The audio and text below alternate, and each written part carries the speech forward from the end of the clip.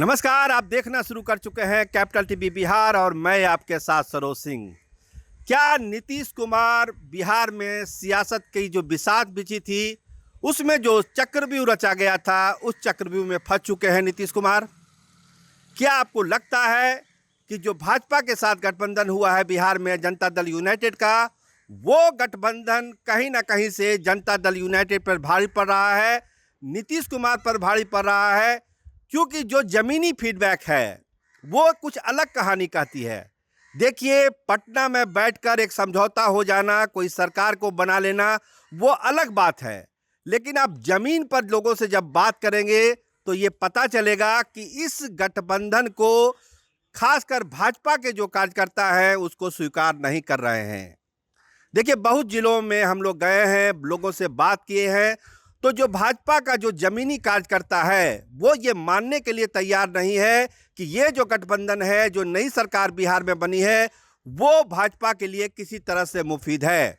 वो इसकी उम्मीद ही नहीं कर रहे थे कि भाजपा कभी भी नीतीश कुमार के साथ कोई गठबंधन करेगी या बिहार में कोई सरकार बनाएगी, लेकिन ऐसा हो गया।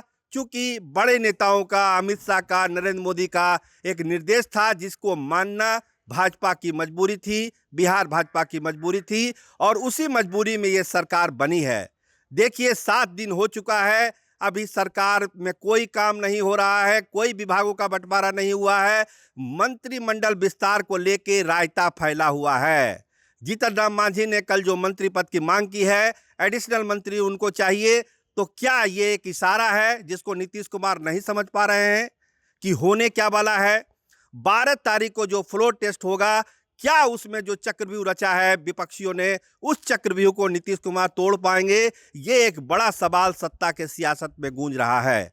देखिए, जमीनी कार्यकर्ता जो भाजपा के हैं वो स्वीकार नहीं कर रहे हैं नीतीश कुमार को और उनके गठबंधन को। चुनाव होता भी है तो क्या नीतीश कुमार की पार्टी लोकसभा में सीटें जीतेगी? क्या भाजपा का उनका सपोर्ट मिलेगा? देखिए, याद कीजिए 2020 का चुनाव क्या हुआ था, जब चिराग पासवान के समर्थकों ने नुकसान पहुंचा दिया जनता दल यूनाइटेड को, और जनता दल यूनाइटेड बिहार में तीसरे नंबर की पार्टी हो गई, यानी कि 45 विधायक उसके जीत के आए। तो पहली बार नीतीश कुमार को ऐसा लगा कि उनके कार्यकाल में उनकी पार्टी तीसरे नंबर की पार्टी हो गई, तो एक बहुत बड़ा दाग, बहुत बड़ा धब्बा नीतीश कुमार के कुर्ते पे लगा।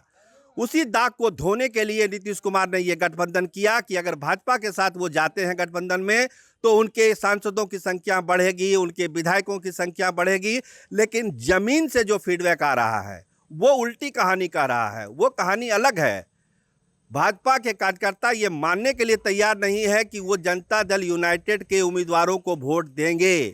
ज़्यादातर कार्यकर्ताओं का मानना है कि हमसे नहीं होगा भाई साहब, हम वोट नहीं दे पाएंगे जनता दल यूनाइटेड के उम्मीदवारों को, क्योंकि उनका मन मिजाज बदला हुआ है। राम मंदिर की प्राण प्रतिष्ठा के बाद ब्रांड मोदी और राम मंदिर, ये 2 मुद्दों को लेकर भाजपा को ऐसा लग रहा था, भाजपा के जो जमीनी कार्यकर्ता थे उनको ऐसा लग रहा था कि नीतीश कुमार की एंटी इनकम्बेंसी, तेजस्वी यादव की एंटी इनकम्बेंसी, इसके अलावा ब्रांड मोदी और राम मंदिर, ये 4 ऐसे इशू थे जिस पर भाजपा कार्यकर्ताओं को लग रहा था कि इस बार बिहार में हम 40 की 40 सीट जीत लेंगे अपने छोटे सहयोगियों के साथ। लेकिन जो ये राजनीतिक उठापटक हो गया, नीतीश कुमार के साथ गठबंधन हुआ, उसके बाद भाजपा के जो कार्यकर्ता हैं उनका मनोबल बहुत गिरा हुआ है। वो ये स्वीकार ही नहीं कर पा रहे हैं कि हमको नीतीश कुमार के उम्मीदवारों को भी वोट देना पड़ेगा लोकसभा चुनाव में। तो ये जो एक व्यू रचना हुई है, ये जो अब नई फीडबैक आ रही है जिलों से, गांव से, पंचायतों से, ये नीतीश कुमार के लिए एक बड़ा सरदर्द है। जो हमने कहा कि एक चक्रव्यूह में फंसते जा रहे हैं नीतीश कुमार, सहयोगियों का दबाव है, विस्तार नहीं हो रहा है, विभाग नहीं बंट रहे हैं, फ्लोर टेस्ट में बहुत सारी पेचीदगियां आ गई है, बहुत सारा रायता फैला हुआ है फ्लोर टेस्ट को लेके। तो आखिर इन सब चीज़ों का समाधान निकलेगा कैसे? और सबसे बड़ी बात, जब चुनाव होंगे बिहार में अप्रैल के महीने में, जब लोकसभा का चुनाव होगा, तब भाजपा कार्यकर्ताओं का मूड क्या होगा? देखिए, चिराग पासवान का तो दिल पहले से ही खट्टा है। अगर भाजपा कार्यकर्ताओं का भी दिल खट्टा हो, जैसा कि फीडबैक मिल रहा है जमीन से, तो यकीन मानिए नीतीश कुमार को चुनाव में भारी घाटा उठाना पड़ सकता है, ये यकीनन मान के चलिए, इसमें कोई दो मत नहीं है। तो भाजपा कार्यकर्ताओं का दिल कैसे बदलेगा, इस पर होमवर्क करने की जरूरत है और उसको भाजपा नेतृत्व ही उनको समझा सकता है, क्योंकि जनता दल यूनाइटेड के लोग तो भाजपा को समझाने से रहे, वो उनको कुछ समझा नहीं सकते हैं।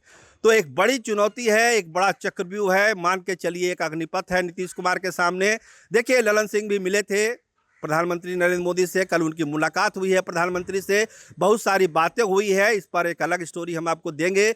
लेकिन वो भी एक कड़ी थी कि भाजपा जिस तेवर में अभी है, विभाग नहीं बट रहा है, होम मंत्रालय चाहिए, तमाम चीज़ें हैं, विभाग अच्छे अच्छे विभाग चाहिए।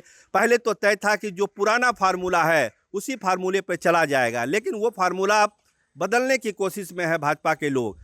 तो उस फार्मूले पर नीतीश कुमार तैयार ही नहीं है, इसलिए ना मंत्रिमंडल विस्तार हो रहा है, ना विभागों का बंटवारा हो रहा है। लेकिन करना तो है ही, तो करना है तो होगा कैसे? कोई जादू की छड़ी नीतीश कुमार नहीं चला सकते हैं, ये भी तय है।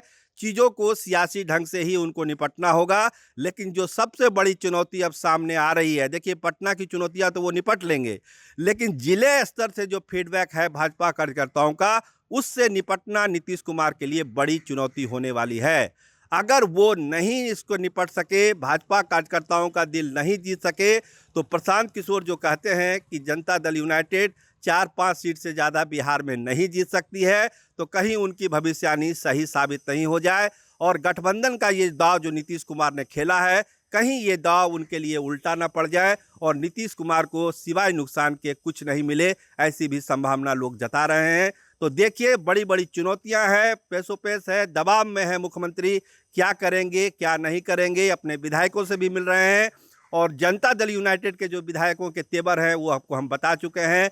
बहुत सारे विधायकों ने साफ साफ मुख्यमंत्री को कह दिया है कि पुराने लोगों को छोड़िए, नए लोगों को मंत्री बनाइए। मुख्यमंत्री जी, आप तो मुख्यमंत्री हो जाते हैं, लेकिन हमारा क्या है, हम तो विधायक के विधायक रह जाते हैं, हमको कोई पूछने वाला नहीं है, हम केवल ताली बजाते रह जाते हैं। तो इस भावना को भी नीतीश कुमार को समझने की जरूरत है। देखिए उनके रणनीतिकार क्या अब रणनीति अपनाते हैं, क्योंकि चुनौतियां चौतरफा है, एक चुनौती नहीं है, चुनौती चौतरफा है और सभी चुनौतियों से निपटना उनकी मजबूरी है और समय बहुत कम है, क्योंकि 12 तारीख को ही स्पीकर के खिलाफ नोटिस पर फैसला होना है। अगर 12 से पहले मामला नहीं सुलटा तो मान के चलिए ये सरकार गंभीर संकट में फंसी हुई है और भी गंभीर संकट में फंसती हुई आप दिखेंगे। आप देखते रहिए कैपिटल बिहार। आपका बहुत बहुत शुक्रिया, आपका बहुत बहुत धन्यवाद।